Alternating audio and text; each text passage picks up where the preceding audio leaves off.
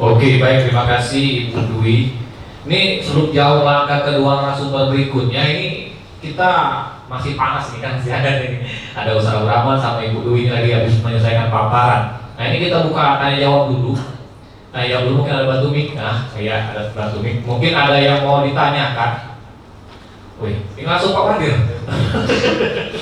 Oke, ke Pak Wadir dulu coba. Silakan Pak Wadir untuk menyampaikan apa yang menjadi pertanyaan Pak Wadir. Silakan. Terima kasih atas kesempatan yang diberikan. Jadi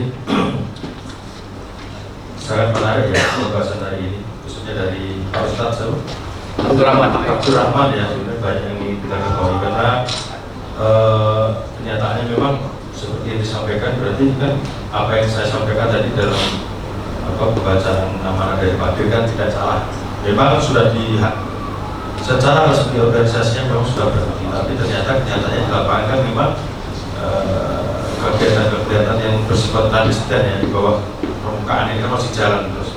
Orang-orangnya pun masih sama. Kita lihat pada saat unjuk rasa, dulu 212 unjuk rasa ini. Nah, orangnya ini aja sama aja. Jadi kita juga mengawasi. Tapi yang perlu saya tanyakan begini Ustaz. Tadi sampaikan bahwa dulu pernah 2008 ya Ustaz ya. Saya begini. Biar kami juga tahu ciri-cirinya ini sasaran-sasaran dari apa namanya? Nah, teroris seperti dulu 2008 sebelum 2008 apa namanya? Kelompoknya Pak. Kelompok teroris ya artinya ya. Sasaran-sasarannya itu orang seperti apa? Jadi saya tanya, artinya mungkin kalau saya lihat tadi sedikit saya tahu bahwa mungkin orang ini tidak terlalu pintar, mudah dipengaruhi misalnya seperti itu. Mungkin ada yang lain. Orang-orang seperti apa? Jadi, bodoh misalnya, perkampungan misalnya dan lain sebagainya, mungkin kurang informasi atau seperti apa? Orang-orang yang jadi sasaran dulu ustadznya yang muda. Kemudian pada saat kapan ustadz menyatakan bahwa oh ini bisa, oh ini nggak bisa, ini susah, ini perlu waktu lagi, gitu loh. Maksudnya saat kapan Anda menyatakan bahwa ini sudah bisa saatnya saya masuk misalnya? Tentunya kan profiling dulu, mungkin lewat orang-orang ini. Oh ini bisa dicoba mungkin tahap-tahapannya lah istilahnya, itu yang pertama. Kemudian yang kedua, saya juga lihat ya kemarin kami sudah pernah, makanya saya tanya tadi anggota, udah pernah kita ke rumahnya Ustadz itu pernah nggak? Sudah pernah kita. Kalau saya lihat memang ya mungkin masih banyak ya kurang sentuhan dari pemerintah daerah, mungkin dari yang instansi yang lain untuk Ustadz berfighter lah intinya. Mungkin dalam hal ini kalian lihat Ustadz, saya pun pernah berdosa pada NKRI. Nah saatnya saya berjuang dengan kawan-kawan saya. Bagaimana tidak memperbanyak orang yang terjangkit itulah ya, yang kena dalam itu. Artinya mungkin usahanya sudah dimapankan dulu, baru jihad. Jihad yang dalam arti yang bagus ya, menarik orang-orang yang sudah lepas dari Indonesia masuk atau menyebarkan ajarannya lebih bagus lagi. Tapi sepanjang cara saya, kalau kebutuhan pokok saja memang masih susah, berat memang. Ya nggak mungkin juga kita telantarkan keluarga untuk gitu kan, gitu juga. Saya rasa itu juga bukan ajaran agama kita, dan gitu kan. Mungkin keluarga dulu sudah ya terpenuhi lah makannya ini baru kita bisa lihat. Sebelum yang perlu saya tanyakan, masih banyak sebenarnya memang tertarik ya, tapi mungkin bisa mendapatkan jawaban yang memuaskan. Walaupun saya tahu Bapak bukan Ustadz bukan ada pemuas, tapi ya. Waalaikumsalam warahmatullahi wabarakatuh. Terima kasih Pak Wadir, luar biasa ini. Ini kawan-kawan yang lain juga tamu undangan ini nanti dipersiapkan juga pertanyaan, ya. Siapkan juga pertanyaan yang akan dipertanyakan kepada para narasumber kita pada hari ini. Jadi langsung dijawab dulu nih, nanti lupa. Pak Ustaz Abdul Rahman boleh minjem mic. Oke.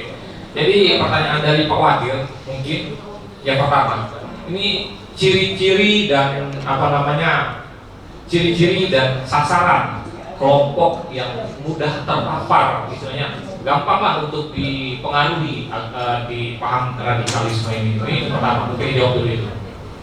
Baik Pak, mungkin kalau dari kami yang dulu dengan yang sekarang ini perekrutannya mungkin agak beda sedikit Pak. Kalau kami dulu memang merekrut itu dari langsung pertemanan langsung, bukan melalui media sosial. Jadi seperti saya ini kan dulu aktif memang di bidang dakwah. Dulu saya pernah ikut di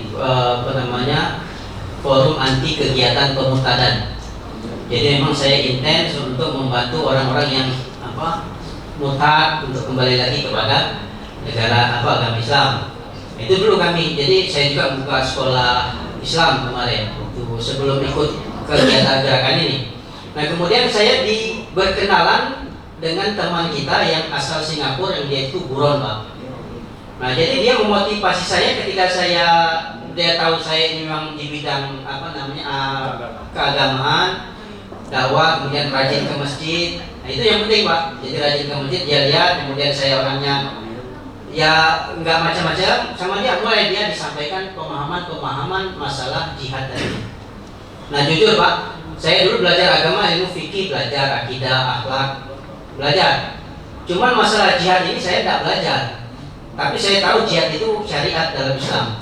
Nah ketika saya dipaparkan dengan masalah jihad ini, saya sangat tertarik karena ini ilmu baru dan motivasinya tadi ini adalah puncak tertinggi dalam Islam. Dan yang menjadi agak berat tadi, Pak, kan kita sholat rajin, katakan mohon maaf ya, sholat rajin, kemudian ibadah yang lain juga. Ketika kita dikatakan bahwa kalau kita tidak berjihad kita berdosa, sama halnya dengan bahwa kalau kita tidak sholat kita berdosa. Nah ini mulai muncul rasa semangatnya tadi. Tapi karena ilmu saya waktu itu masih dangkal, katakanlah masalah jihad, saya mengikuti saja apa yang disampaikan oleh teman tadi. Nah seperti itu perekrutannya. Setelah saya terpapar, saya tertarik dengan masalah jihad, maka orang-orang di sekitar saya ini saya ajak semua. Teman-teman saya yang orang seperti apa itu, Ustaz? Ada teman saya, jadi saya pun ada murid, kemudian ada teman baik, teman dekat yang saya paham karakternya bagaimana, saya ajak untuk ikut mengikuti taklim tadi, mengikut pemahaman yang baru ini tadi. Ketika mereka semua sepakat, otomatis ketika kelihatan di situ, Pak, bahwa ini setuju dengan apa yang disampaikan dan mendukung. Nah mulai disampaikan untuk lebih lanjut lagi. Jadi kelompok kami kemarin itu tidak ada nama sebenarnya. Kelompok kami yang tahun 2008 ditangkap ada sekitar 10 orang. Itu tidak ada namanya.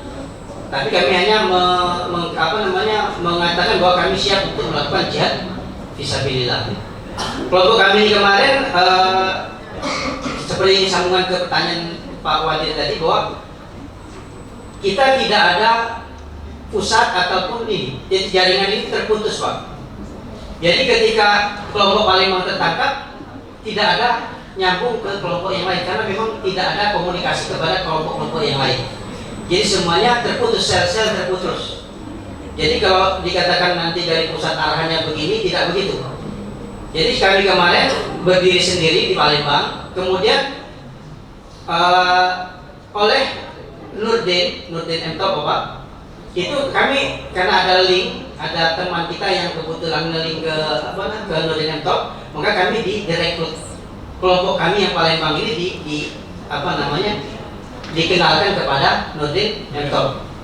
Jadi kelompok Palembang itu ngikut ke kelompoknya Nurdin M. Top arahannya. Cukup batas itu saja. Jadi komunikasinya hanya saya dengan Nurdin, tidak kepada yang lain-lain. Kelompok yang Nurdin yang lain tidak dikenalkan, begitu, Pak. Jadi tidak ada arahan terpusat bahwa harus ini semua, tidak ada. Nah kemudian dari Nurdin ini langsung ke Al-Qaeda. Jadi kami ikuti Tanzim Al-Qaeda. Tapi kami tidak langsung ke Al-Qaeda, ya, tapi melalui Nurdin dulu. Begitu. Jadi apa yang terjadi di Al-Qaeda ataupun bawahan-bawahan yang lain kami tidak mengetahui, karena kami terputus hanya sebatas Nurdin. Dan ketika Palembang ini tertangkap semuanya kelompok kita, itu tidak membawa kepada kelompok-kelompok yang lain karena kami memang tidak ada komunikasi dengan kelompok yang lain, Pak. Jadi begitu. Jadi itu perekrutan zaman waktu kami. Nah kalau zaman sekarang saya tanya dari teman-teman kita, mereka terekrut itu tadi dari media sosial Facebook. Jadi ada konten-konten yang memotivasi masalah jihad, menegakkan syariat Islam. Dia tertarik, kemudian mulai berkomunikasi kepada anggota yang ada di dalam interaksi di video itu, ya? Ada interaksi di dalam konten tersebut. Nah, jadi apa namanya? Mulai ketika ada yang bertanya, mulai mereka membuat perjanjian jadi untuk bertemu, akhirnya membuat kelompok kajian khusus. Jadi membahas masalah jihad fisabilillah tentunya. Dan dari situlah mulai berkembang kepada mengarahkan kepada yang lain. Nah, itu cara perekrutannya. Oke, ini yang kedua. Setelah diajak, ya dikembalikan lagi. Ini bagaimana upaya mengembalikan kembali yang sudah terpapar radikal ini agar ke pangkuan terpilih. Jadi sudah diajak, ternyata itu hal yang keliru, salah. Nah, ini yang sudah diajak itu mungkin sudah banyak terpapar. Tapi bagaimana kita mengajak mereka kembali?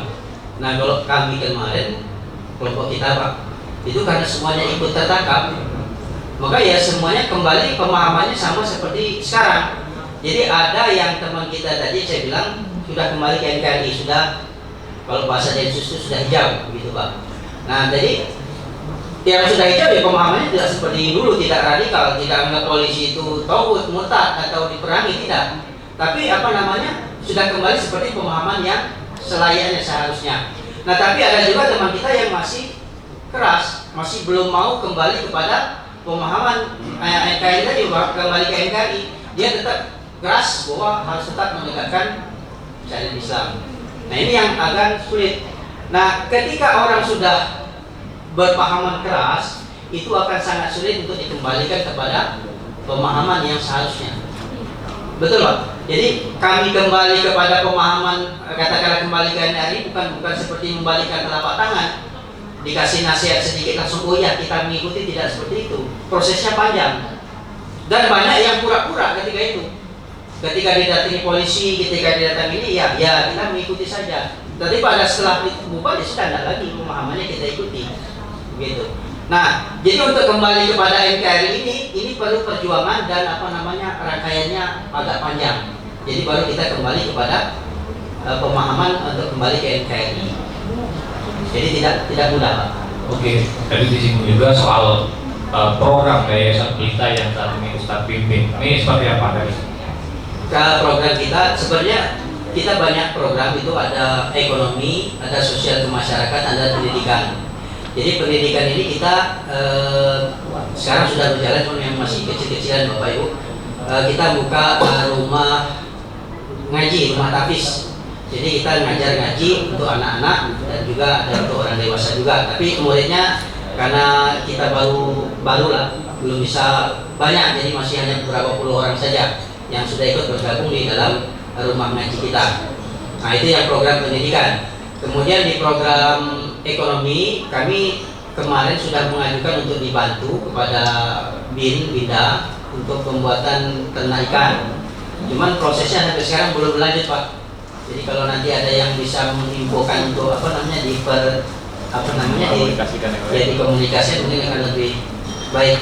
Kemudian selain itu juga kami juga sudah menyusun program untuk mengikuti atau melaksanakan kegiatan program anti radikal di pemuda dan mahasiswa atau pelajar. Jadi itu pun belum bisa terlaksana karena kami terkendala masalah dana. Nah, jadi dana kita atau fasilitasnya belum mencukupi sehingga untuk berjalan ke situ belum bisa terlaksana. Oke.